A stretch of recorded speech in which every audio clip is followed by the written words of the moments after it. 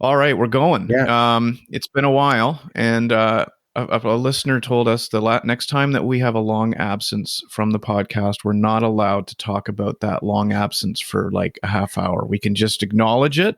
We're sorry. We've been away for a while. People have been asking where we are, but we are not going to ramble on about where we've been, or apologize, Yeah, so to yeah. speak. Hey, life just gets in the way, right? And summer is busy, and we've all been busy with a lot of stuff in our lives. So, all we can say is that yeah, our commitment level to we talked about this is still absolutely there. We love doing this podcast. We have so much We fun doing do. this. So, hey, we're not going away anywhere. We're going to keep doing these episodes, and I think it's easier come the fall. Things aren't as busy, not traveling as much, that type of thing. So I Yes. think going forward, things will get better. In that, I think our target is what every other week. Traditionally, Yeah. that's kind of what we've Yeah. done. So yeah, we're gonna be striving for that. So um, our apologies to those who missed us so much. I know we have a small but very loyal fan base, which is Absence awesome. makes the heart grow Yeah, fonder, it's though, right? awesome. It's awesome to hear that. So yeah, we'll be around. Don't you worry. We're not going away. Okay, so let's talk about where we've been, what's been going on. So I want to talk a little bit about real estate. This has occupied my world. Well, since I guess at the end of last year, I started out looking at real estate and wanting to become a real estate investor. And you accompanied me on a trip out to Windsor, and we so you're familiar a little bit with what I've been doing, but it isn't something I've talked about on this podcast at all, really. Not much. No, no, there hasn't. So yeah, why don't you kind of fill us in as to what exactly this is all about? Yeah, so I guess just to keep it, at least the history of it, a little bit brief, but I decided that I wanted to invest in real estate. I've been thinking about it for a while, and end of November last year, I started looking around. You went out to Windsor with me as part of just looking for properties.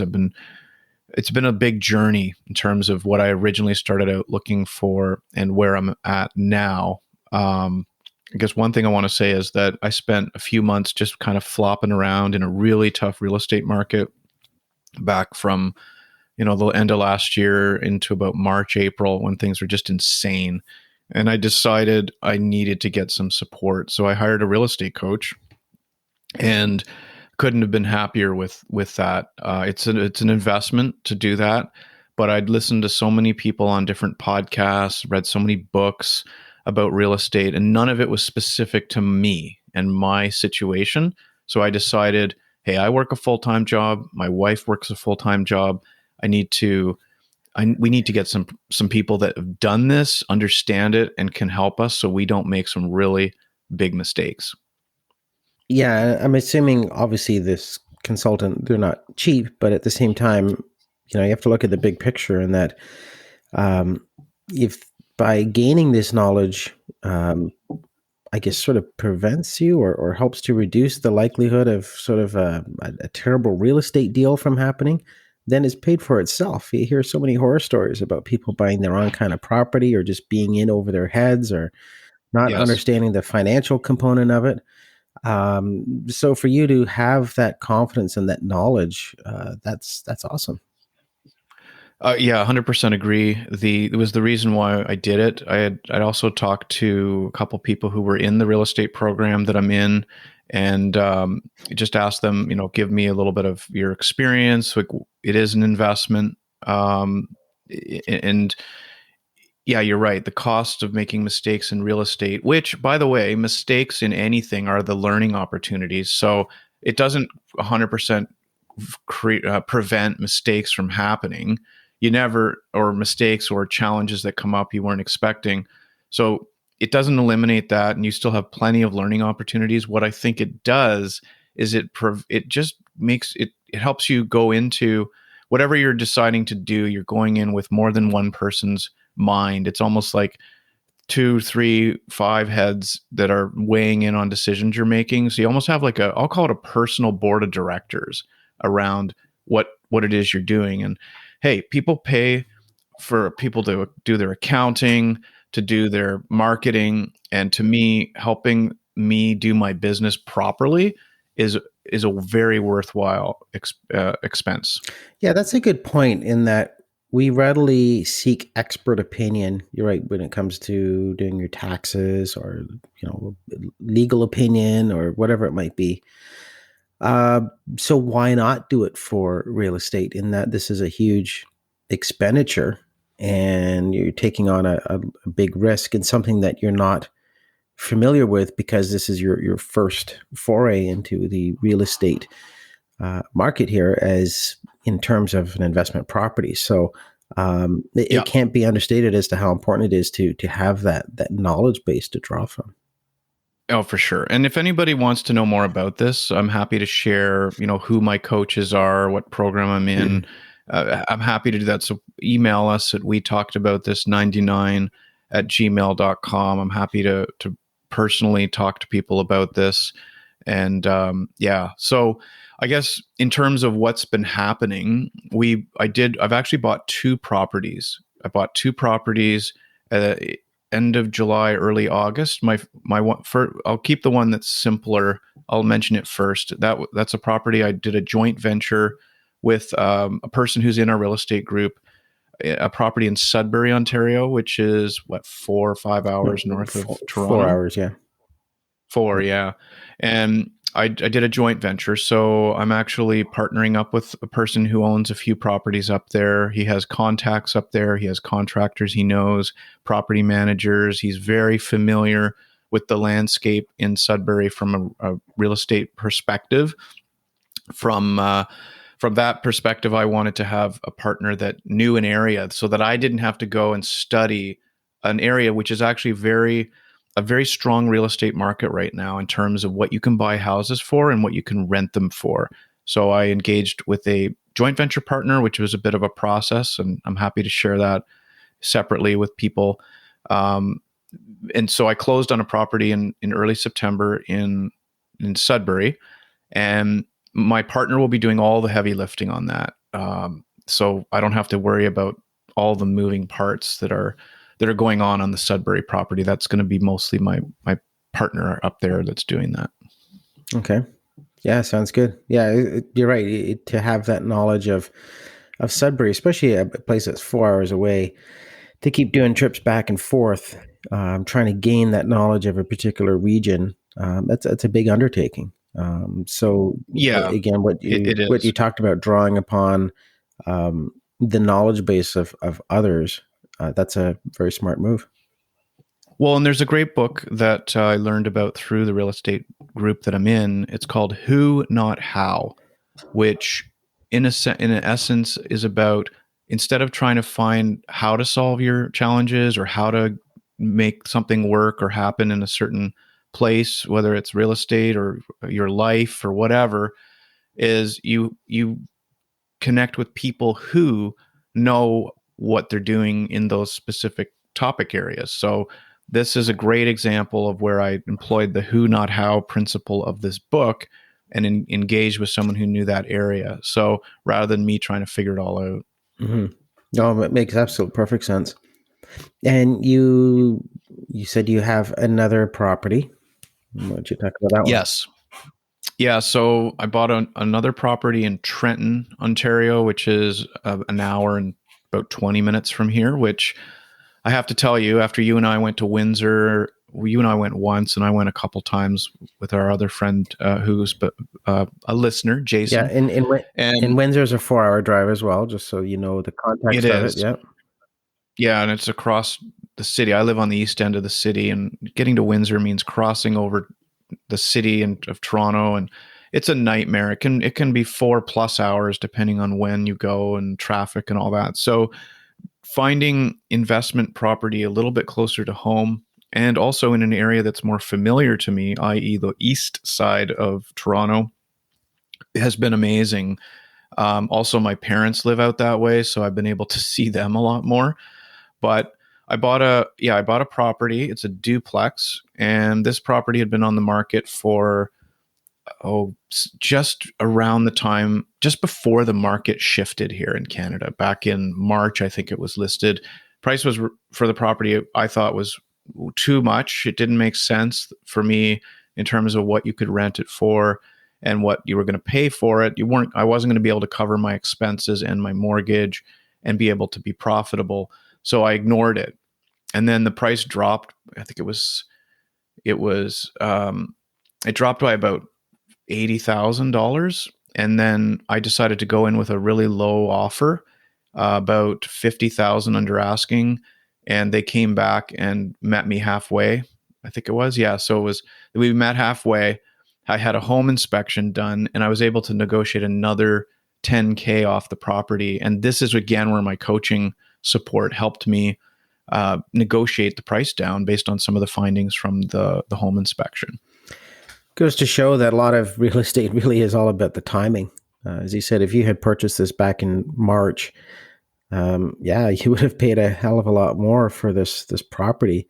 So yeah, just knowing the market, the fact that you were able to get a home inspection, which is pretty big in itself, because the way, we should point out for those not familiar with what's been going on in the Toronto real estate market, and I can't speak for other areas, but in Toronto, up until the late spring, a lot of people refer to it as the wild, wild west, and that the prices were just absolutely out to lunch. Homes that had no business being, over $1 million or $2 million or whatever the price might be, and people just purchasing properties without even doing an inspection, without even seeing it in person. People are just buying stuff online. And the market has slowed down considerably. Things have, I don't know if it's been sort of a market correction, but needless to say, over the last couple months, the market has really cooled. Plus, there's been interest rate hikes, which has obviously influenced it. So, it's influenced it greatly. That is 90% of the reason why the market corrected, because of the interest rate hikes. So, just to give people context, the interest rates were, let's call it 2% about a year ago, and now are running up around 4 or 5%. Obviously, it depends on what you're getting, whether it's a variable mortgage or a fixed term. But when I was running my numbers back in early part of this year, I was using, I think, 5% interest rate just to be super conservative, maybe even 4.5%. And some would argue that was too conservative. Well, now I'm running all my future deals at 7% interest, because I think you have to be very careful about what you're doing, because right now interest rates were historically low, or they were historically low, and now are about where they kind of should be in regular times, like 5% ish.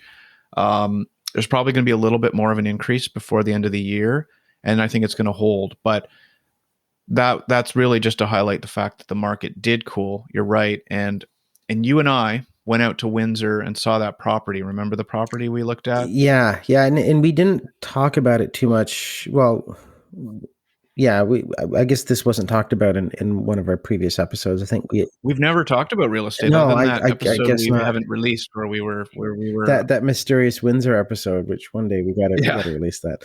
Anyway, the point being is that, back in March, so some of those properties that we were looking at, it was baffling as to how much they were going for. And these were homes that had serious deficiencies as well, because you were able to get home inspections done. And thank goodness you did. But some of the stuff that came back was pretty scary. But I got that home inspection before I even put an offer in, which, as you, I think, alluded to a second ago, we should clarify that in Toronto anyway, even right now, getting any kind of a contingency built into your offer, like I'll offer you this, but I get to do a home inspection or get to verify financing, that was not anything you could do in the landscape that was going on earlier this year. You basically had to put an offer in and cross your fingers. Yeah, absolutely. Yeah. There's no way you could get a home inspection done. Otherwise, your offer would never even be looked at. So Yeah. only certain markets like Windsor or Sudbury or Trenton, only those places where you had the ability to ask for an inspection before you made everything firm and finalized. But yeah, Yeah. it's Well, the market now is allowing for inspections and financing and things like that as part of your contingency. So anyway, what I ended up doing was buying this property in Trenton. It's a duplex. I looked at it from a few perspectives, and this is important. And I know this isn't a real estate show, but I think a lot of people are actually quite interested in real estate. So I'll just share that when I ran my numbers about whether this made sense as an investment, I ran them under three scenarios: a short term rental, like Airbnb, a medium term rental, which is anything that's more than 30 days, and then long term rental, which is, months or years. And pound for pound, you will be able to make more on a short term rental basis than you will on a long term rental basis. However, your frictional costs go up much more when you do short term because you've got turnover happening every couple days. Someone has to manage that. I have a full time job. My wife has a full time job. So you have to have hired a person, a who, in my earlier example of who, not how, a who will manage our property there so that we're not responding to, what's the code to get in? I'm locked out. We can't be dealing with that from where we're at and what we're doing in our lives. So, um, anyway, so we purchased the property and decided to do it a short term. So we're going Mhm. to turn it into an Airbnb.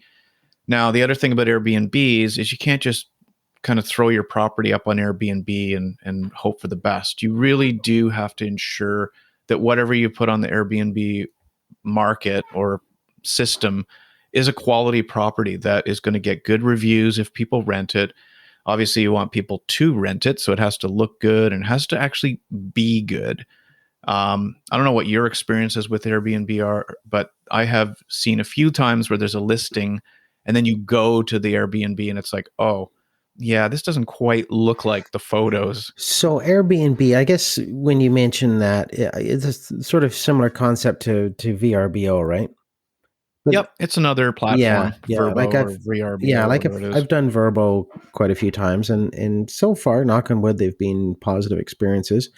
Um, typically for those, yeah, there's a lot of photos, so you have a pretty good idea as to what you're renting when you go to a property.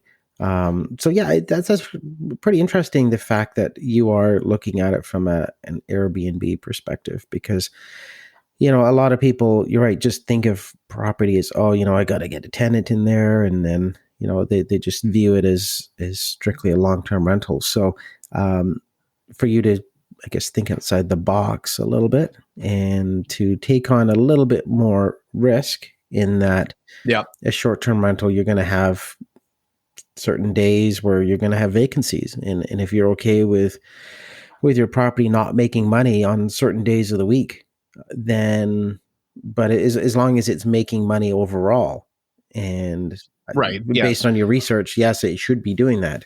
uh, Yeah, and that's I did do a lot of research. I talked to two separate Airbnb experts, people that either own properties that are on Airbnb or manage properties on Airbnb, and had them look at my property. mhm.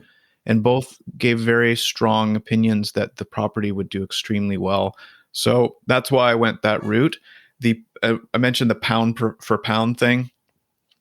Like I should be able to make a lot more money even with vacant nights. There's going to be some nights it won't be used.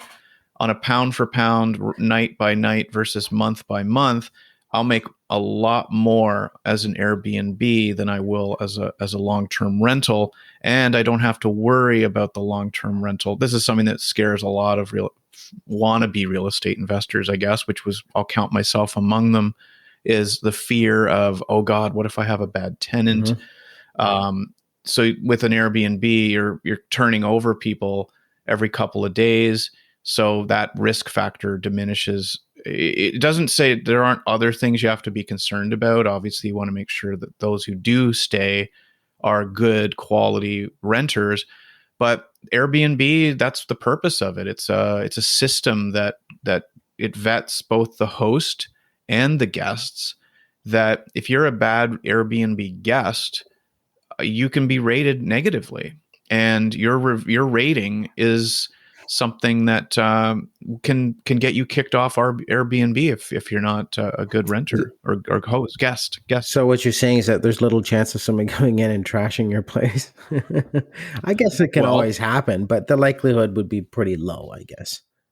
but Airbnb insures you against that. So if that did happen, Airbnb would pay for the damage that occurred. So this is another thing about that. There's more costs. Like you do have to kick back a certain amount to Airbnb. Also, having an Airbnb property manager is quite a lot more expensive than having a regular property manager, just because the oversight is so much. Like on a long-term rental, a property manager might get involved once every couple months in something, assuming the tenant's good. They make sure the rent got paid, and they vetted the tenants often. And then they don't really do a lot unless there's an issue that comes up, which is usually not too often. But on Airbnb, every day or every other day, something new is going on. So there's way more oversight. So you do have to pay more in terms of your costs for property management. And that's something you haven't really heard about before, is an Airbnb property manager. And that, yeah, you're right, it would be a very different job from just, managing long-term rentals. It would be, very unique in the sense that you're not necessarily dealing with tenants. You're more dealing with almost like a hotel type of environment, where every few days you're turning people over and just kind of, vetting people on a more regular basis. Well, Airbnb does a lot of that vetting, though. So the property managers are in terms of what they're responsible for, they're responsible for keeping the listing, and you can buy different levels of service from property managers for Airbnb. So I've basically bought the deluxe service, which is they've helped me design the space. So they took the measurements, they looked at the property, they looked at the area, and decided what would be best in that area, in that building, in that property, this room sizes. So they designed everything, like what kind of furniture is going to go in, what theme to have, like based on the area. And then they will also manage the listing, and they will manage the pricing as well. That some nights my property might be, and I'm just throwing out numbers, might be $249 a night, but in other times it might be $350 or $500 based on what's going on in the area. Like if the other Airbnbs in the area are all booked up, then scarcity, right? So you can increase your prices, and there's algorithms and things that will analyze what's going on out there. So technologically, it's so cool. Like, and having a property that is listed for $240 versus $270 one night might be the difference between getting your property rented or not rented. And you don't want to lose the opportunity to charge more when you can charge more. So the do-it-yourself or Airbnb people, I guarantee there are nights they're priced too expensive, and there are nights they're too cheap, and they're losing opportunities, either not getting rented at the higher prices, or they're not charging as much as they could be. So those are lost opportunities. Yeah, it's interesting what you're talking about with the prices, and it's all based on algorithms, because many times you wonder how hotels come up with prices. And a lot, it depends on if there's time of year, like if there's like a tourist event, or some kind of a festival, or whatever it might be, something that draws people into that particular town or city. So for you to not have to research that yourself, that's pretty huge. Because imagine you trying to figure out how much to charge, and trying to get an idea as to what's going on in Trenton on a particular weekend or a day. Exactly. Yeah. Exactly. No, so that's why I hired the Who's for that. The Who's are an Airbnb person that knows what they're doing. They manage other properties. And you're right. Like the difference between me doing that myself could be costly. Mm-hmm. And not to mention the stress and anxiety that comes from it. I've outsourced that to somebody else. And I think in the long run, that's going to make very good business sense. So one final question for you on this. Can you rent your own Airbnb property? Yeah, Yeah. it's funny Yeah. because I have had a few people asking, or mostly in jest, I think, saying, "Hey, well, we've got an Airbnb if we ever need it," like friends of mine and family members. And I actually asked my property manager about that. I said, what about friends and family discounts? Like, how do we handle that?" And she says, "You handle it by charging the same amount that you charge anyone else." Hmm. Wow. No love for your friends and family then, huh? No, I mean, no, it just can't be because they also have a vested interest as well Mhm. because they charge a percentage per rental. Yeah. As far as your question, can I rent my own Airbnb? Yes, I can. That's the technically I by contract actually I'm the only one who's allowed to rent it for no charge or for a reduced charge. Mhm. So let's say no charge. It's part of the contract because every time I rent that property out to someone and it's like half price or no charge, they don't make money from that. And Yeah. that's part of the arrangement. That and it's fair to me. So anyone who's looking for a discount, sorry, I can't offer one. Mm. It's my contract doesn't allow it, but I'm allowed to rent it. Although they did say, please try not to rent it on holiday weekends because that's when we can get the most Mhm. money for it. All So, right. yeah, so there you go. Sorry, I can tell in your eyes you're disappointed that in Trenton. By Yeah. the way, the property is about a 10-minute walk from the Trenton Golden Hawks OJHL team. Okay. All right. Yeah. And I'm hoping maybe as far as who would rent an Airbnb in Trenton, perhaps staff or parents who want to come watch their kids play might rent my Airbnb to do that. Cool stuff. For those who've gone and listened to previous episodes or been with us since the beginning, and I'm talking since episode 1, we've had Simon, myself, talked about procedures on this show, and now you were going to share a little bit of an experience around your own procedure, Paul. Yes, that's right. Yeah, as you know, you guys had talked about that in episode 4, which was quite a while ago. But I think it was important that you guys did talk about it to sort of take away any kind of a stigma or misinformation about procedures. We are, As we all get older, yes, we right? all get older. I'm 46, and you're over 50. You're 50. Um, we're at that age that you got to start thinking about stuff like that. And men's health is always important. Um, I had a colonoscopy done earlier this week. Yeah, yeah. That's a mouthful. Yes, yes, it was. Oh Yeah, gosh, yeah, maybe that was yeah. bad Okay, yeah, terminology.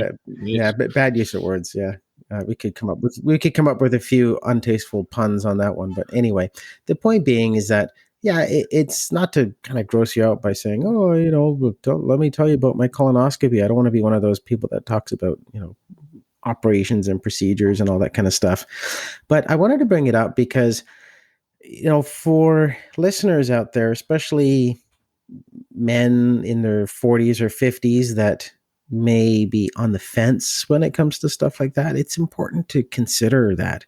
Because I will say this, when you talked about your colonoscopy a couple of years back, it helped to encourage me to get it done. In that it's always something that was sort of in the back of my mind, and there is a family history there as well, which sort of influenced my my thought process on or my desire to eventually get it done. And I will say this, now that I've had the colonoscopy, it wasn't as bad as I thought it was going to be. In that, yeah, as you know, you've been down this road before, Clark. In that, the preparation aspect was probably the worst part. Yeah. Kind of starving yourself for a day and a half, and then Mm-hmm. the frequent trips to the bathroom, all that kind of fun stuff. And the procedure itself was pretty straightforward. Like, obviously you're nervous and you're anxious going into the procedure, but they put you out so you don't remember a thing. And That's a big difference, eh? yeah, Because I was not put out in when I was. So mine was in Japan, yeah, and if anyone wants to go back to, I think it's episode 4, and listen to it if you dare or wish to. yeah, I was awake for my procedure, And yeah, so you kind of went in, I guess, and closed your eyes and woke up and it was all Yeah. over Oh, with. yeah. Exactly. I didn't remember a thing about it. So yeah, I recall that from your episode, and that yeah, you weren't put out completely. So is it different being having it done in Japan, and for your case, having it done in a foreign country? That would have been pretty nerve wracking. Like for me, having it done at the local hospital, and it was pretty straightforward. There was no hiccups, or there was no unknowns. The instructions they How do you know? You were yeah. sleeping. No, what I meant was Who that knows what was going well, on? the instructions, like the preparation instructions and all of that, was very straightforward. Right. You knew exactly what to do and what not to do and all that kind of stuff. So once going into the day surgery, you knew that I had checked off all the boxes, and was going to get done, and I was anticipating no problems. I know you mentioned family history. Was you getting this last week because of something that came up, or was you just decided I just should go get it checked out? Like, did you have some symptoms of something, Kind or of both. Like I did have symptoms a while back, and my doctor said, probably not a bad idea to get it done and get it checked out.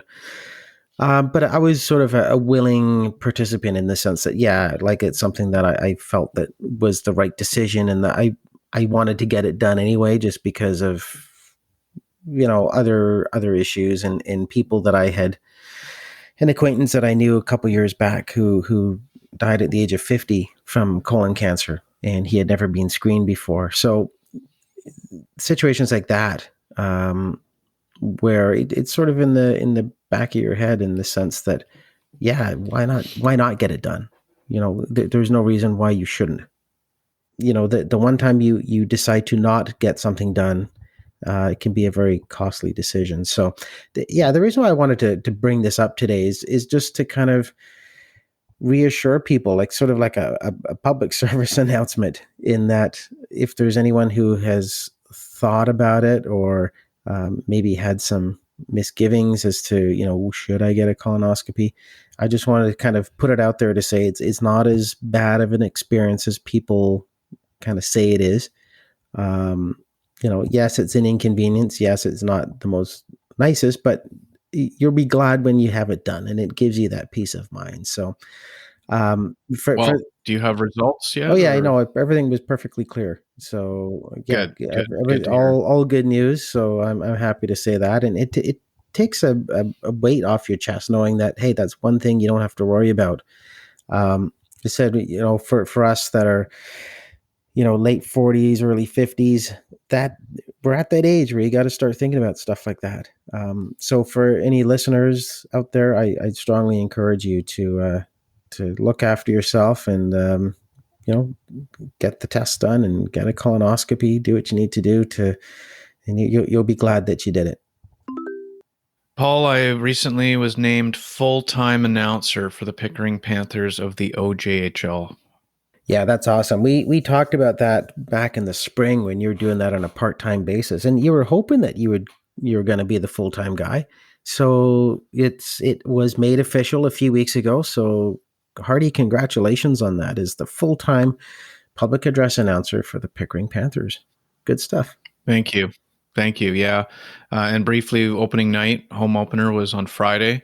The Panthers were the winner of the Buckland Cup, which is the OJHL championship. So I had a lot of work to do on opening night, with the ring ceremony, presentation of the cup. I got to meet Rob Pearson, who's the GM and coach of the Panthers. It was actually quite professional when I showed up. They took me right into the manager's office to discuss the ceremony. We shook hands. I felt like I was part of the team. And last year I was a fill-in announcer, so I was just more like a guy that just sort of went in the back door and went into the booth and did my thing and then got the hell out of there. Whereas this time I was welcomed much more as like a member of the team, which was actually really cool. Yeah, that's pretty awesome. It shows how much confidence they had in you, because yeah, that's for the opening night, that's no small task. So the fact that they have welcomed you with open arms, and you are now considered part of the team, and you'll be listed on the team program or whatever it might be. So yeah, that's awesome. And It's quite an accomplishment. I got some feedback too from the captain of the Panthers. He spent a considerable amount of time in the penalty box, which we were our booth is in the middle of the two penalty boxes, so we get some animated discussions or things going on between the two penalty boxes. And the captain of the Panthers had like a 10-minute misconduct, and then he had like a couple penalties. So he spent a lot of time in the penalty box. And during one of the breaks in action, he actually yelled over. He's like, "Hey, man, are you the new announcer?" And I said, "Yeah." He says, "You're good, man. I love how you say my name." Nice. Like, "Hey, thanks." I was like, "Yeah, really good. Last guy was pretty like too mellow. You're good, man." Nice. And I'm like, it's like, wow, okay, Yeah. awesome. So it was nice to get that feedback from the Yeah. captain of the Panthers. So yeah, you're in the club, buddy. Well done. So are you? I guess how many games in a season? Like, what kind of commitment is this? So I think there's 30 or 35 regular season home games. I only do the home games. And for people that aren't sure what this is, I'm the PA announcer, which is the person who announces, does the player introductions at the beginning of the game. I do the penalties, the goal scoring, the general. I read out the advertisements, the sponsors. So I'm like a bit of a master of ceremonies to a certain degree. I certainly felt like that one on opening night, but that's the role of the PA. I'm not the guy calling the plays on the ice. That's another person that does that. I do the over the loudspeaker PA announcements, which as a kid I always dreamed of doing it for the Toronto Maple Leafs and the Toronto Blue Jays. So this is kind of a bucket list thing for me. Yeah, and we talked about before, Pickering Panthers, they're in a league that is semi-professional. Like, this is no small thing that you're part of. Kind of like one level down from the OHL, if I'm not mistaken, in terms of the professionalism. So this is amazing experience. And it looks great on a resume and something that you can parlay into maybe something bigger and better. But in the meantime, you're part of something pretty cool, and quite the vote of confidence from the Pickering Panthers, from various members of that. So cool stuff. I will definitely be coming to quite a few games this year, checking things out. I hope others do as well. Cool. I hope so too. It's great when you have friends and family there. And my wife came to watch. I told her that this will probably be the most speaking I'm going to do all year in this opening ceremonies thing. So I said, just come for that and watch maybe the first period, and you can leave if you want after that. So. Yeah. And my son's also working now there as a volunteer. So he's working the concession stand, which is good because he's getting some volunteer time for school hours. And it's actually a chance for him to kind of have a job, his first job. That's pretty cool. So working the concession stand, obviously that's during the intermissions, I'm assuming. Or the whole game, okay. actually. But I guess he's there the whole game. But I guess he still gets to watch and watch the game and listen to you and all that kind of stuff. So yeah, awesome. 2 days ago, I was at the Killers concert. Hopefully most people have heard of here in Toronto. Yeah, right? Here in Toronto. It was at Scotiabank Arena.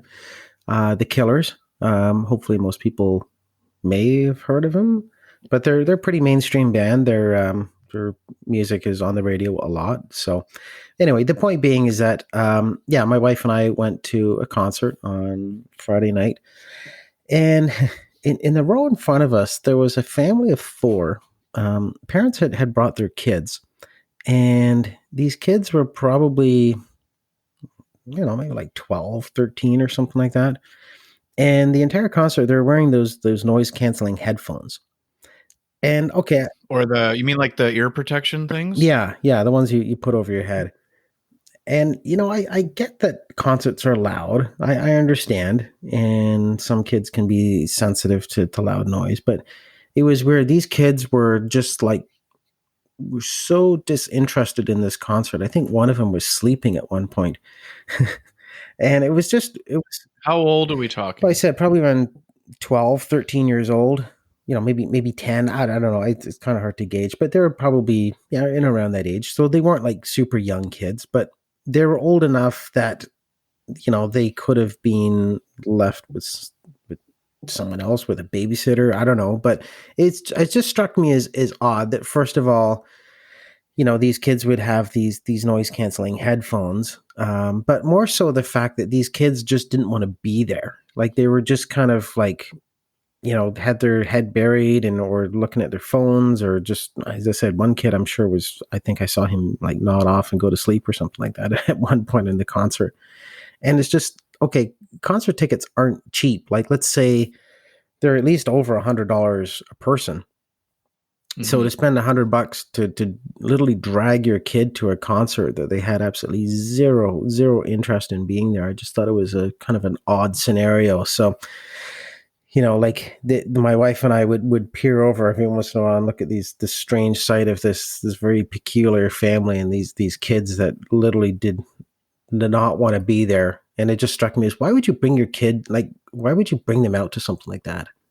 Like, well, it was probably planned too, because if they bought, because you don't really just, you can't get babysitting and then just bring your kids along to a concert, unless you had 4 tickets and 2 adults or 4 adults were going, and then the other 2 adults had to bail so that you could take your kids with you, or 3 adults, whatever. But it's assuming it was planned that they were going to bring these kids from the beginning. I just think it's weird that, first of all, you'd spend the money on 2 people to bring 2 additional people that had absolutely zero interest in being there.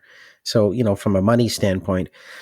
But secondly, like, man, there's got to be a better way. Like, even if you can't get sitters, then maybe you just don't go. But to literally drag your kids, and these kids look absolutely miserable at this concert. They just did not want to be there. Let's say if my son wanted to go to the concert, I would absolutely bring him, and I would give him maybe some earplugs or something just to kind of help him out, because I realize that concerts can be very, very, very loud.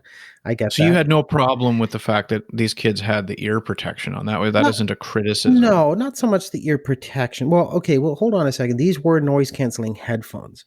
So, okay, let's establish the difference between what a person slaps on their head when they go out and cut the lawn or work, like use machinery or something, and noise canceling headphones, which are literally, it blocks out ambient noise so that you can listen to, usually to something that you're plugged into, like on an airplane. What do you mean when you say noise canceling headphones? Well, they had like the headphones that you put over, and like the ones that fully cover your ears, so to protect your hearing. Yeah.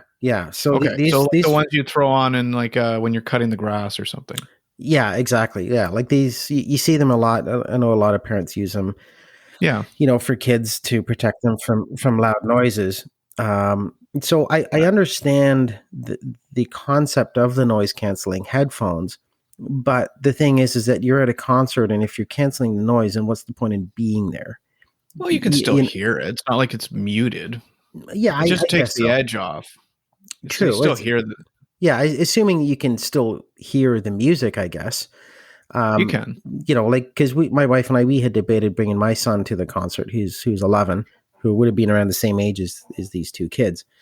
Yeah. And we would have given him earplugs, in that he could, with earplugs, you can kind of adjust it so that, if it gets... You're better to give him noise cancel, or I don't even want to call them noise canceling, because that's not what we're talking about. We're talking about ear protection. Yeah, I would have... You would be better with the over-ear things, because earplugs they're way more finicky, and they can fall out. And I think the ear protection, it looks kind of goofy, but it's still the better route, I think, than earplugs.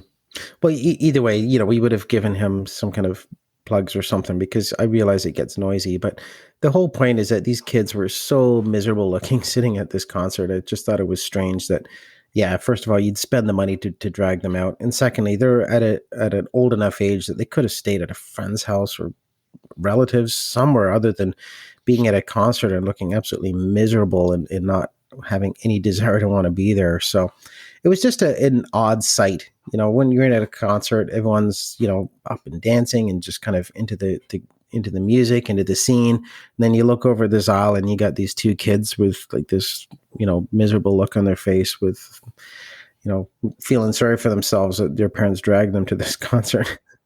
Right. All right. Well, let's move on. So right now, Aaron Judge is I don't know. Did he hit a home run last night just before we get into this? I don't think, no, he's still stuck at number 60. 60. Yeah. Okay, so Aaron Judge is chasing he's tied with Babe Ruth for like home runs in a season. And if he hits 61, he'll tie Roger Maris for the 61st home run.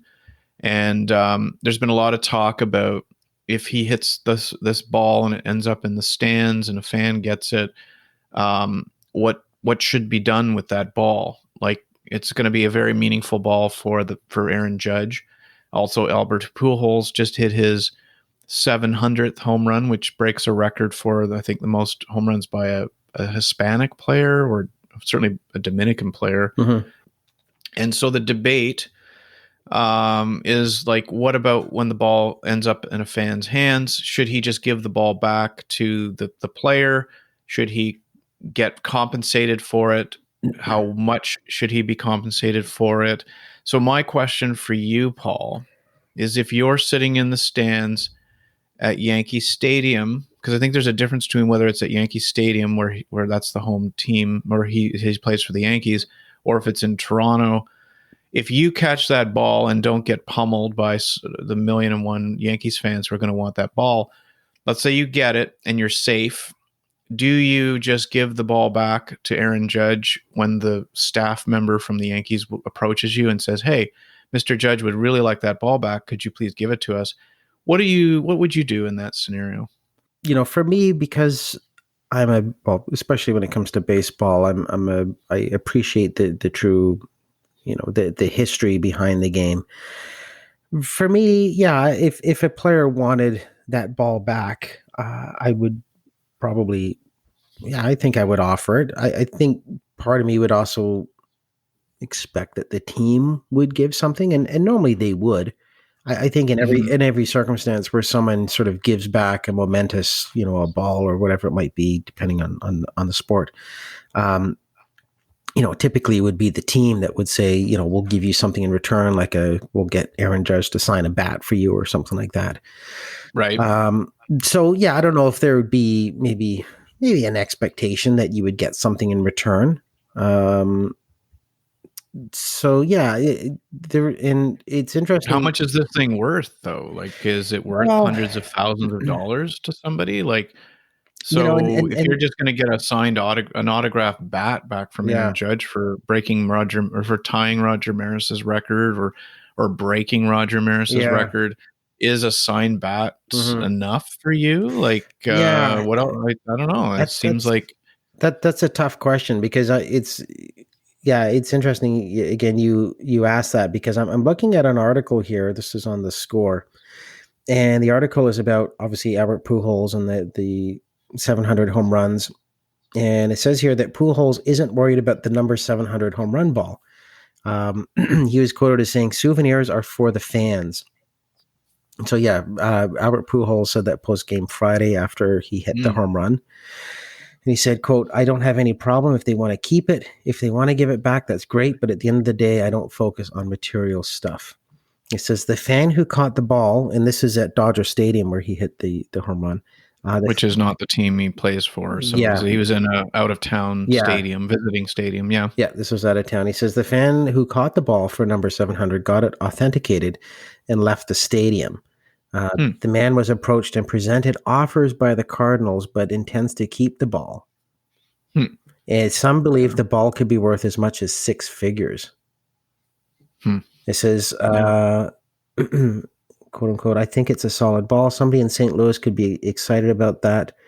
I think it's $100,000 was a memorabilia expert is what they estimated the ball would be. So, you know what? If it's worth $100,000, no, I think I maybe would keep it."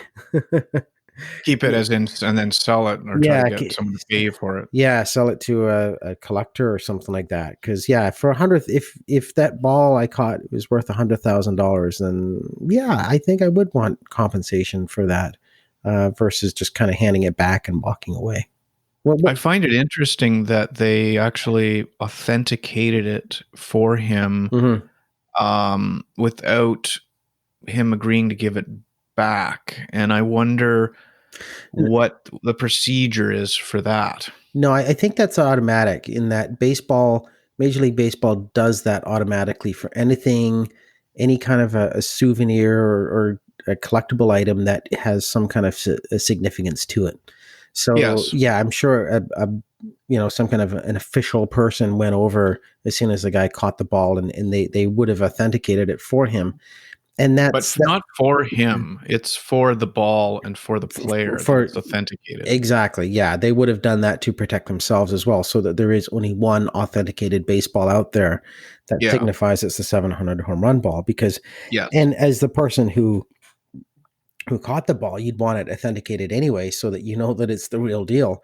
Well, I Otherwise, think that's great. yeah, Yeah. otherwise you'd say, I did not know that.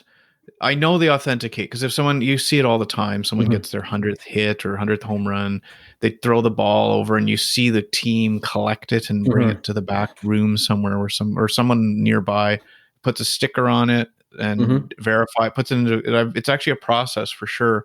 Gets put in, logged into a system. But what I just find interesting, I had no idea that the ball would be authenticated. Like when it exits into the stands, if you don't willingly say, hi, everybody, or hi, organization, I got the ball, I could see them. If you're in the process of returning it, then they would authenticate it. But if you're just going to run off, I find that interesting that they actually will authenticate it. It makes sense, but I didn't know that's how it worked. That when it went into the stands like that and you were sort of clutching it and saying, mhm. I'm keeping it, would they authenticate it? And you're saying yes. Yeah, no, the answer is yes, they do authenticate it, because even though you may keep it at a later date, you may change your mind and sell it. In which case, Yeah, yeah, makes you want to sense. make sure it's the real deal and that they can track the whereabouts of this ball, so that there's not, counterfeit balls out there that, you get six balls claiming that they're the 700 home run. Sure. So Yeah. yeah, it makes perfect sense. And I'm glad that Major League Baseball does do that, so that there is accountability, and there's reliability in the sense that the items, because you never know, at one point that ball many years from now could be donated to the Hall of Fame or something like that, and you want to make Of sure course. it Yeah. is the original ball. You know what I would ask for? Here's what I want. I want a weekend with the team. Hmm. I want to go on a Friday night and be part of the process from like 2 p.m. onwards till Sunday with the team, where I'm allowed to shadow the team. I'm allowed to be on the field for batting practice, not necessarily take batting practice, but I want to be with the team for a Mhm. weekend. That would be my wish for catching something significant or getting something significant. That would be my ask, would be a weekend with the ball club. Yeah, and that's pretty cool. And think about it, is, as I said before, if there's a ball that's potentially worth $100,000, then spending a weekend with the team, if that's worth $100,000 to you, then if that is what makes you happy, then you do that. Other people may want the cash. Other people may want those season tickets for life or whatever it might be. So I I think would just feel like a bit of an asshole if I'm like, I think there would be a little part of me that would wonder, does this team, am I like this like pariah in the clubhouse that here's that asshole who's here because he kept the ball and wouldn't give it back unless we let him hang out with us. Um, I think I'd feel better about that. And I think the team would than me saying, you got to pay me $200,000 or because that would make me feel a little bit more like I'm a bit of a leech, if you will. To me, oh, of course, who couldn't use $200,000 or whatever they would be willing to pay. Um, I like the idea of experiences that are priceless. Yeah. So spending a weekend with the ball club will never ever happen unless a situation like this comes up. I think experiences, and this could be a topic of in of itself, is the value of an experience like that is priceless. To be able to hang out with the ball club. Think about that. For me, it's exciting. Like I'm on the field for batting practice. I can talk to the players. I can look at what's going on. I wake up with the team. We go to breakfast. I go early to the game the next day. Like even cooler, probably if it was a road game. But even in a home stadium, that could be cool. To imagine being at Yankee Stadium from front to end, like on a Friday to Sunday, Yeah. hanging out with the ball team. that absolutely, that's what I would do. Mhm. That's what I would ask for. Yeah. Well, hey, if that's worth $100,000 to you, then absolutely. Then that's your decision. Other people might want the cash. Others, yeah. Are you saying that? Everything is different. So I agree with you. I don't believe in necessarily holding it for ransom and trying to get a high bid, but as long as you're fair about it, I think, yeah, if you capture a ball that has some high value, such as $100,000, then yeah, absolutely, you're entitled to something of value in return. So it's up to Yeah. you as to what it is that you get back in return, whether it's season tickets or whatever it might be. Okay, so the Queen passed away, which at this time of recording was, I guess, a couple weeks ago, and then there was the long process of all the different events that happened and leading up to the final day of where she was put to rest. Did you watch any of the? First of all, was this meaningful to you? That were you sad about that she passed away, and did you follow the events that took of place after right up to the burial? Like what was your, how did you react to this? Well, the answer for me would be, I guess, yes to everything. For me, as we know, my mother is from England, so I have a family connection. I have direct ties to Royal blood? Yeah, not royal blood. Yeah, although some days I like to think so. But no, I obviously have a direct connection with England. So yeah, the royal family is something that yeah, I've always been interested in, and it's something I've always been exposed to. Um, I have the ancestral roots that sort of tie me to that. Whereas I respect the fact that other people who may not have, British ancestry may not have that connection to what goes on with the monarchy. But whether you're British or not, I think everyone has a certain degree of curiosity or intrigue with what goes on with the royal family. But with the passing of the Queen, what we saw over the last few weeks, it's certainly an unprecedented event, because for most people out there, the Queen, having been on the throne for over 70 years, she's the only monarch that most people have ever known. So to be able Yeah. to watch a funeral of a monarch is a very historic event. So even regardless of whether or not you have your direct connections to Britain, just to watch that event itself is something that has never been broadcast before. But yes, to answer your question, I did watch the funeral. I did record it and watched it, certain points of it throughout the day. It was a very long ceremony, lots of parades and processions and everything, but it was interesting. I didn't watch it from exact start to exact finish, but I watched bits and pieces of it, and certainly got the idea of what it was about, and was able to appreciate the grandeur and the importance of the moment.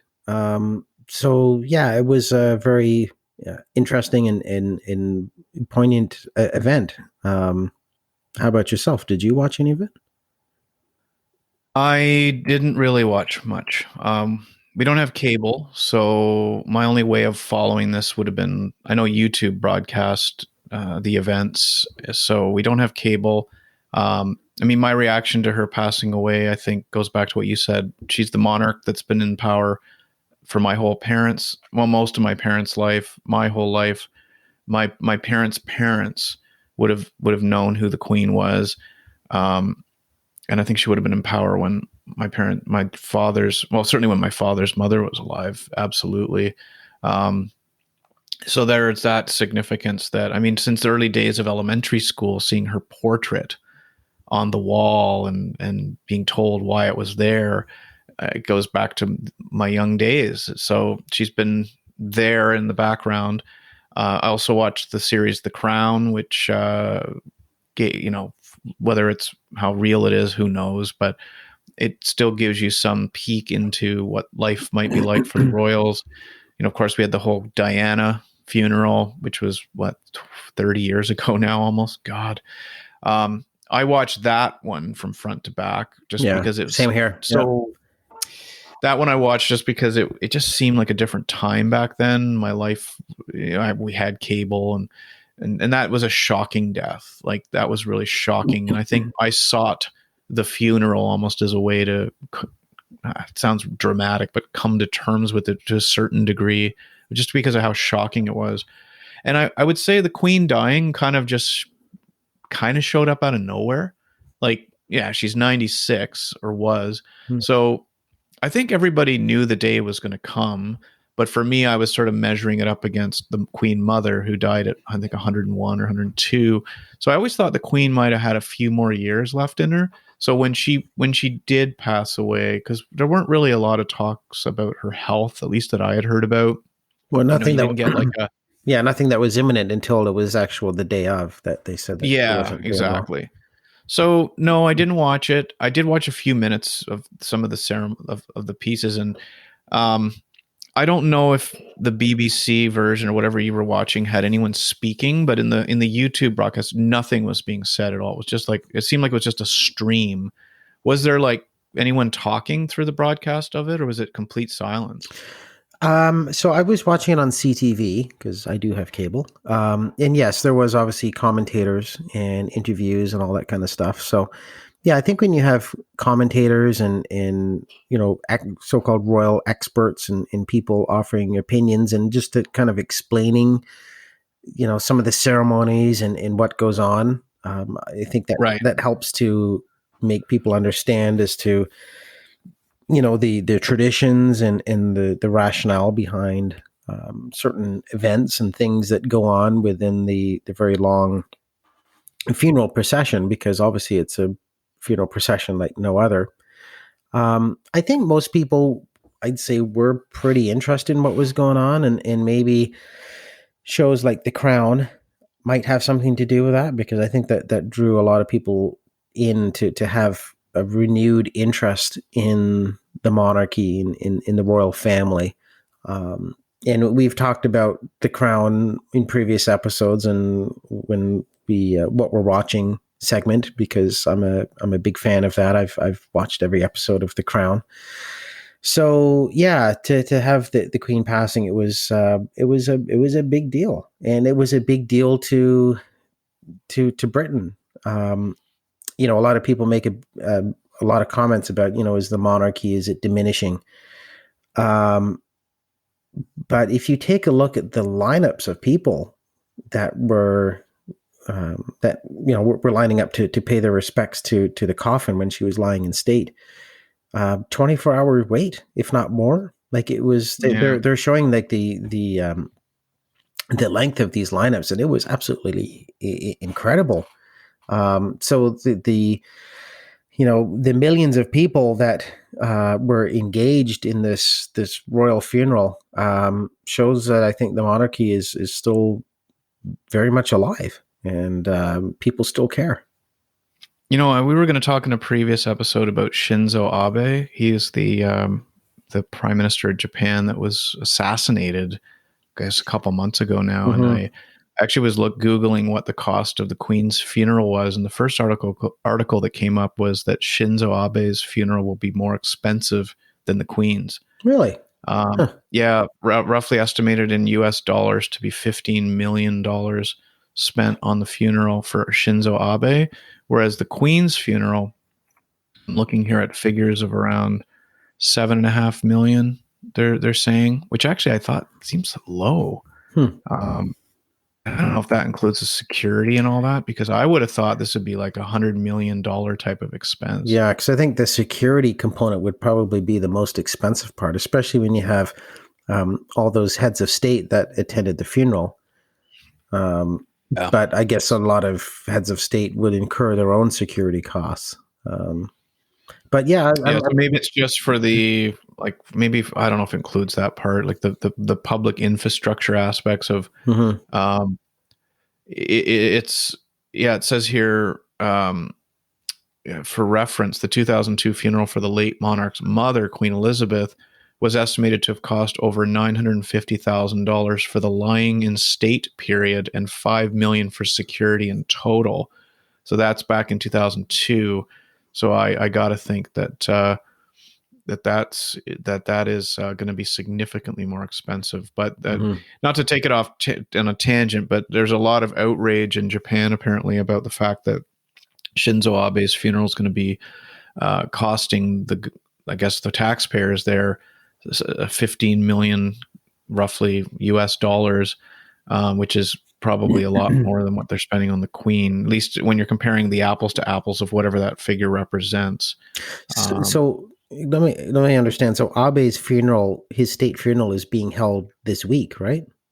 I think so, yeah. Yeah, because I remember reading It's a somewhere long that time that after, though, right? yeah, I think Trudeau was scheduled to attend the funeral or something like that. Um, but he was assassinated at least 2 months ago.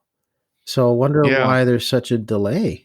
It's maybe it's just more of maybe there's more of just maybe it's ceremonial in nature, that I would hope they're not Mhm. rolling his now decomposed body down the streets of Tokyo.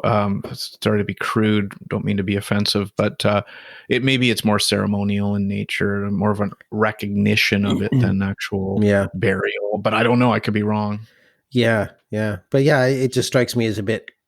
Yeah, I was surprised when you said that his funeral expenditures would probably be more than the Queen's. I'd be interested to know why. I do want to talk about Will Smith. Yeah. Will Smith, I've recently heard his name mentioned. There's some sort of an Apple, I think it's Apple, has got Emancipation, maybe it's called, a new TV series or mini series. I'm not exactly sure, or movie that is being held in terms of releasing it because of the slap heard around the world. Happened at the Oscars, Will Smith slapping Chris Rock. So yeah, it's no secret that Will Smith has definitely felt this in the pocketbook.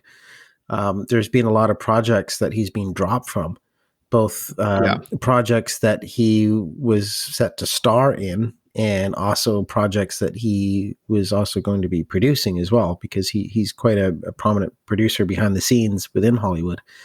So yeah, this slap heard around the world, which I'm sure we all agree it's way over exaggerated by the media. It's just something that they've really grabbed hold of and really Well, milked it for what it's worth, not taking hold away the on. fact that it is a very absurd event which took place.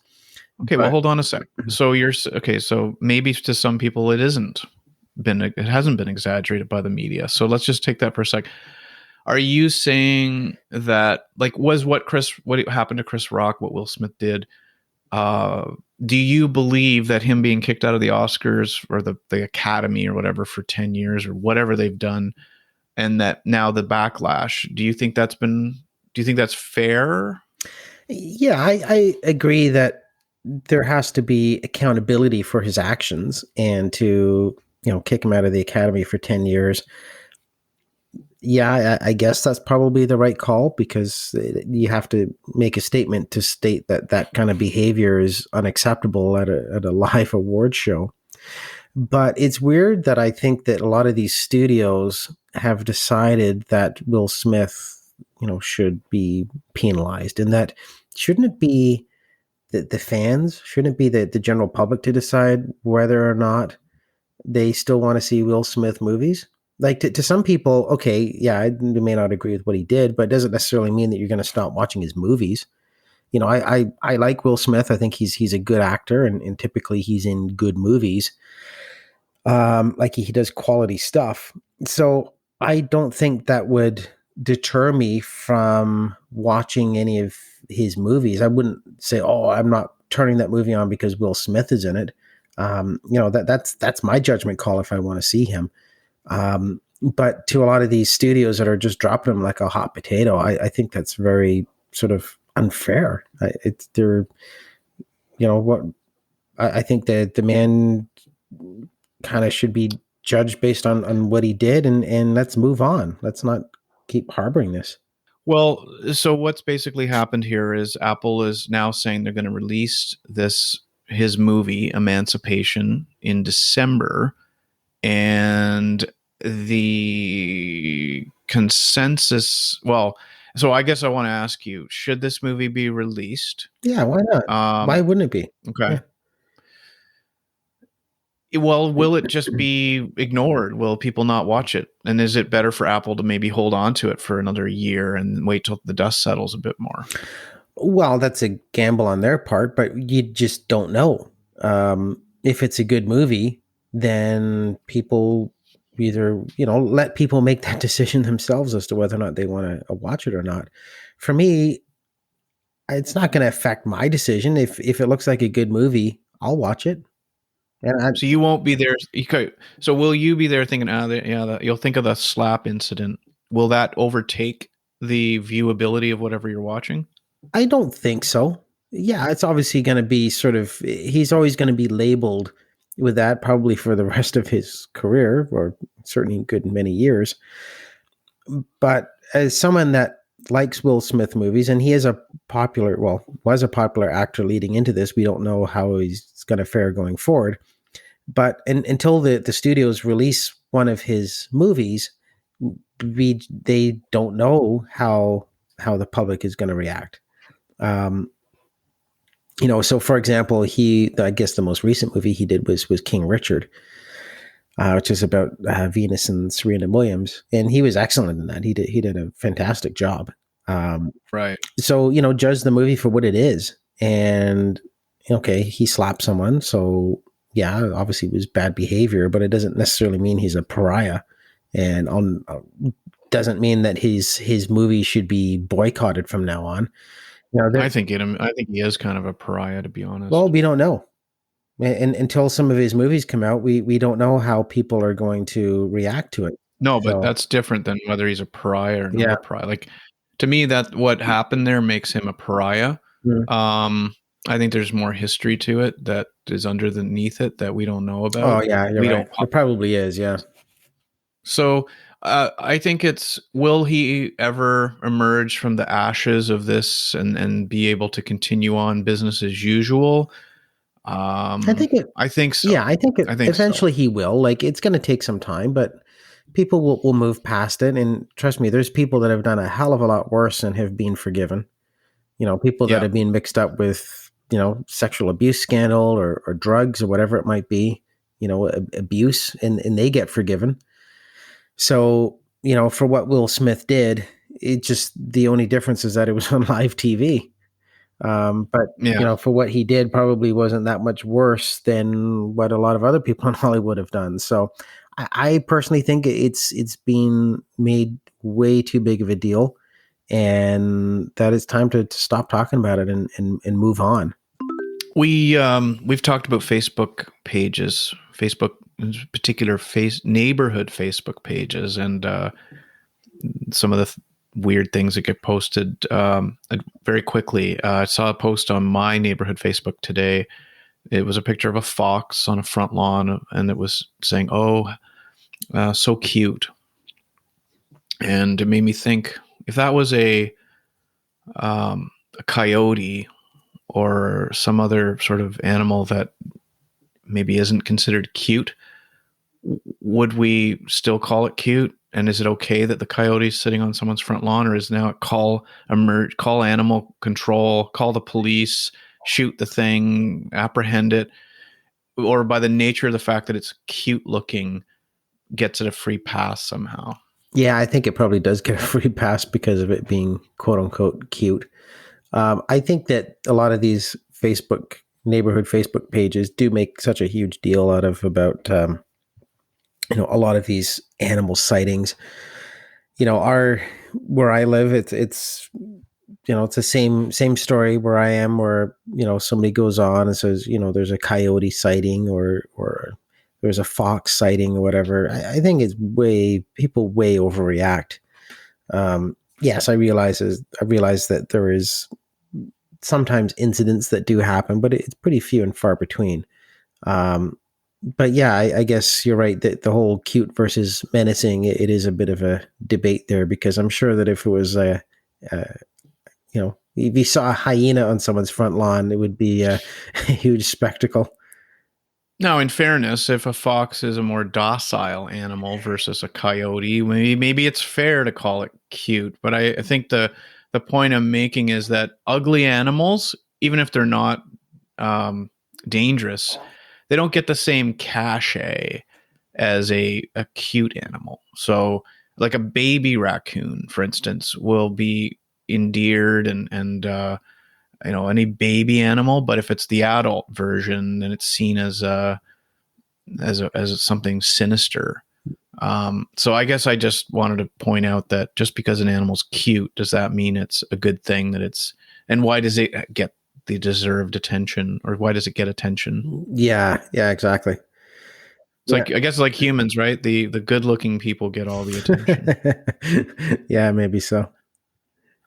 All right, something that's really been bugging me, Paul, recently. I think it was a few months ago. Betting laws in Ontario changed that allowed for online sports betting to be brought onshore.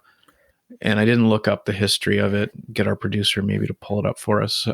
But online betting is now something you can do in Ontario here in Canada that previously had to be done offshore. And what's happened now is that there has been an incredible amount of advertising for online sports betting, Bet360, a whole bunch of these. MGM, like there's a whole bunch MGM. of different ones. And yeah, I agree 100% that these commercials are freaking irritating as hell because, I like to watch the Toronto Blue Jays broadcasts, and being on cable television on Sportsnet, I guess the marketing component of it really caters to obviously people who watch sports.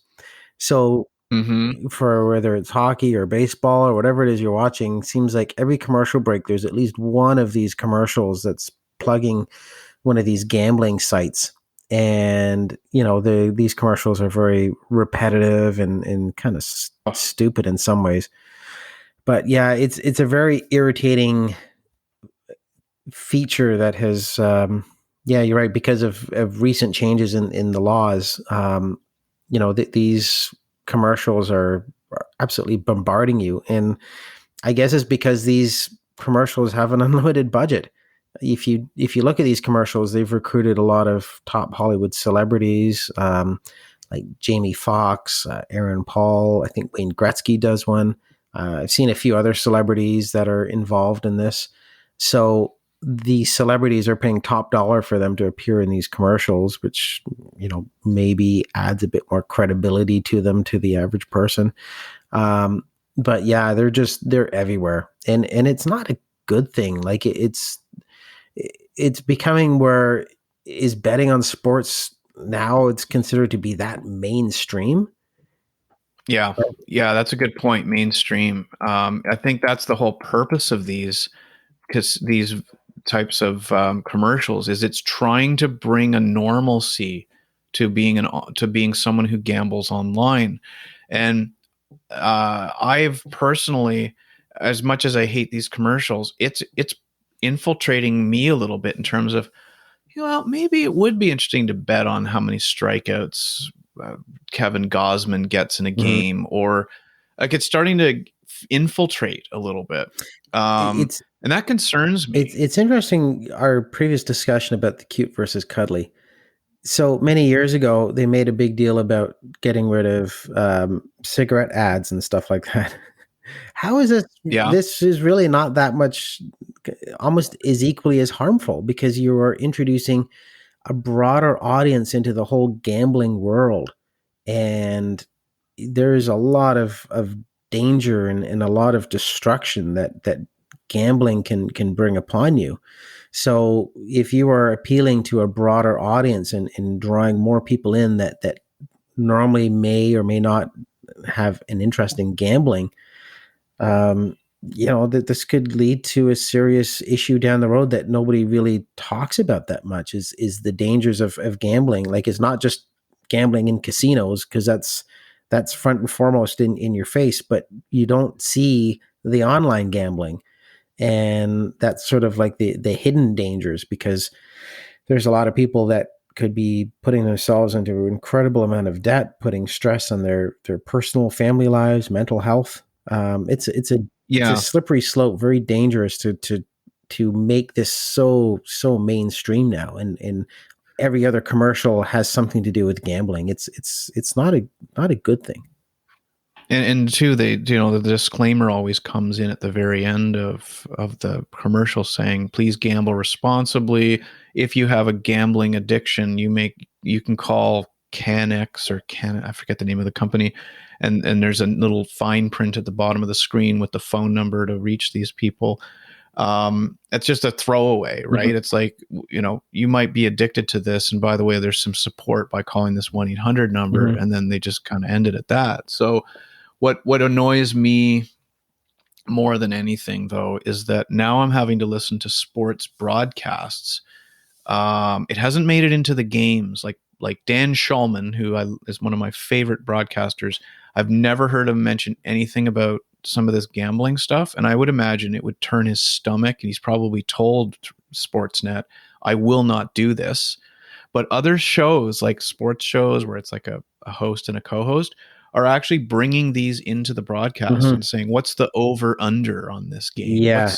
What's the parlay? And I don't understand all the terms. No, nor do I. Parlay and what do you think's going to happen? And it's like the sportscasters are being forced to educate everybody and push all this conversation onto its listeners. Yeah.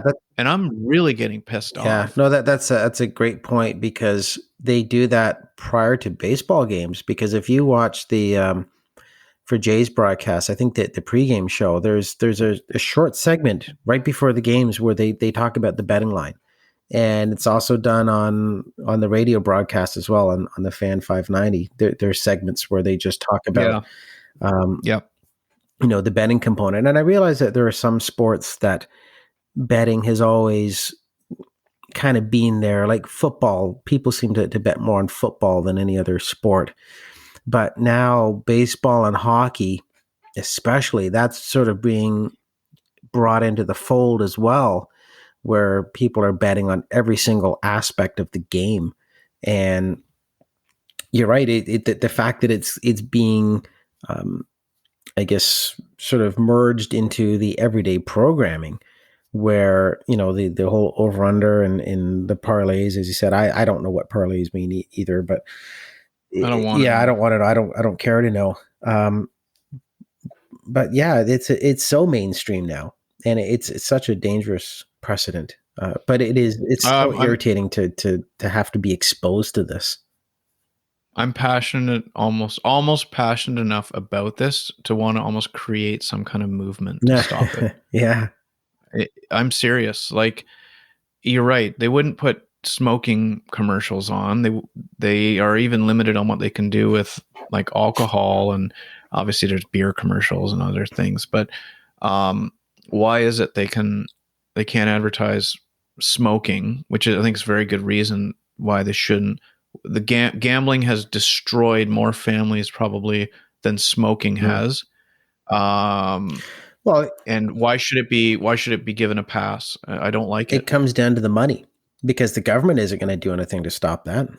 Because why did they stop smoking? Smoking was because of the money, and they managed to stop it. Yeah. Is it going to eventually happen? Do you think they'll stop betting commercials? I don't know. I don't think so, because there's too much money in it. And you look at the government, and they're allowing there's so much gambling around us in many different forms. Like, you take a look at, like the various lotteries out there, Ontario Lottery and Gaming Corporation, all of the various, Cash for Life and whatever, like the hospital lotteries and all of that. We're exposed to that kind of world all around us, and on almost every kind of commercial that we see. If you really analyze the amount of commercials that we get exposed to in an everyday, broadcast, depending on what it is, especially if it's sports related, as we just talked about, I think you'd be surprised to see how many opportunities there are for people to gamble in one form or another. And the fact that the government profits considerably from from various forms of gambling, and I'm sure the government profits from these online betting sites as well. I'm sure they take a percentage or a certain amount of tax on that. So, it's one of those things where, if it's different when it comes to health, because that's something that ties up the hospital. So that's sort of a tangible thing that you see in terms of, people in the hospital due to poor health, whether it's cigarettes or, drinking or whatever. That's a tangible thing that you can see the destruction. The gambling, you don't see that. You don't see firsthand the destruction that gambling creates. But No, it's more hidden, but it's hidden. just as damaging. Absolutely, it is. Yeah, but it's hidden. Not more. It's hidden, and people profit way too much from it. So, not to sound conspiracy theorist on this, but that's what drives it. It really does. And these things aren't going away.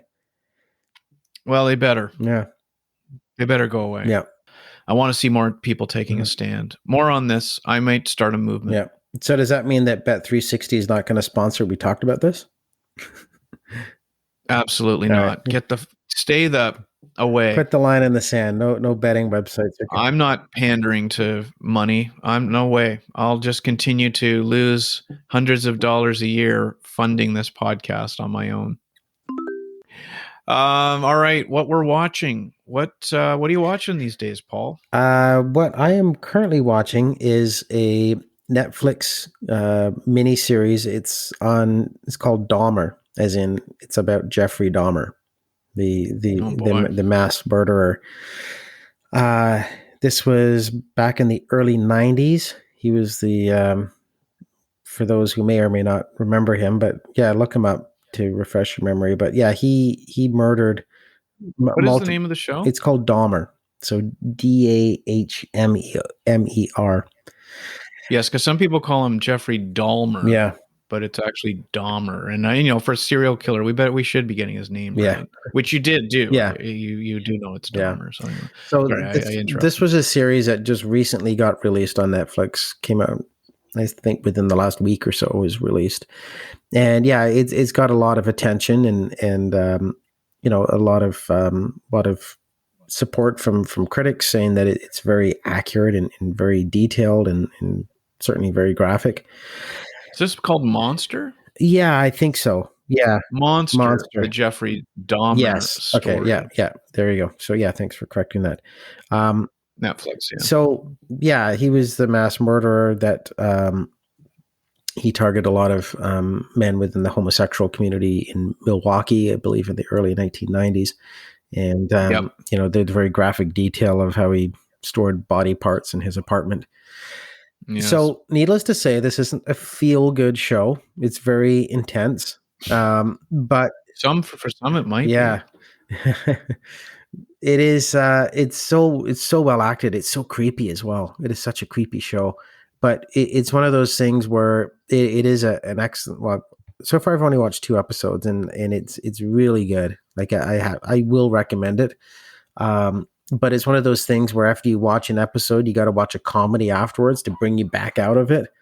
So my wife struggles with shows like this that contain a sort of protagonist, if you will. That's like, not that everyone's necessarily rooting for him, mm-hmm. but she struggles with these types of shows. So I don't know if this would enter into our I understand it's daily watching. It's not for everyone. I definitely will agree with that. There's some people that may not have any desire to want to watch this show, and I trust me, I get it.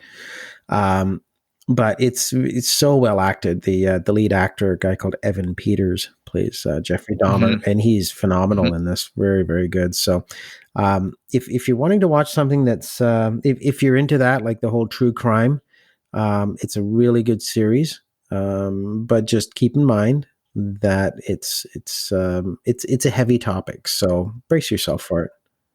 Okay. Well, I didn't really have a better I didn't really have a what we're watching for this segment, but I will just mention that a friend of mine was just talking about the fact he's watching Breaking Bad, and that show has been off the air now for a few years, and he just started watching it, and I asked him who's his favorite character in the show, and he says the Saul character, the lawyer.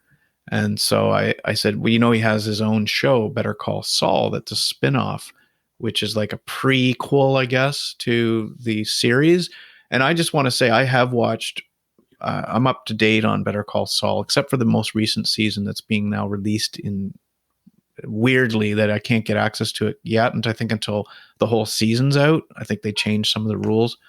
But Better Call Saul, if you like Breaking Bad, you may not necessarily like Better Call Saul because it's a little slower paced. And a lot of people like Breaking Bad because of Jesse and Walter White. But Better Call Saul is, I think, fantastic. It's a bit slower paced than Breaking Bad, but it still has that Vince Gilligan edge to it. So Better Call Saul would be the one that I'm not watching, but I would recommend people to watch because we've just been so busy with the real estate stuff that I haven't really had any time to sit down and watch anything on TV. Yeah, and that's normal during the summertime. I don't watch as much TV either. Just everyone's so busy. So now that we're getting into the fall and winter is kind of when most people start to hibernate a little bit and get caught up on TV shows. So now that we're sort of getting into the fall season, it's a little bit more to talk about with respect to certain TV shows or stuff like that as to what we're watching. So it's good to know. That's a real good way to end it. We're going to try to get more regular with our recording. Definitely want to talk a little bit more about the real estate stuff if people are interested. But good to get caught up, Paul. And until next time on We Talked About This. Yeah, brought to you by Bet365. I'm just kidding. There'll be none of that. None of that whatsoever. Yeah, good to see you. Good to get caught up. And we'll keep them coming. So until next time.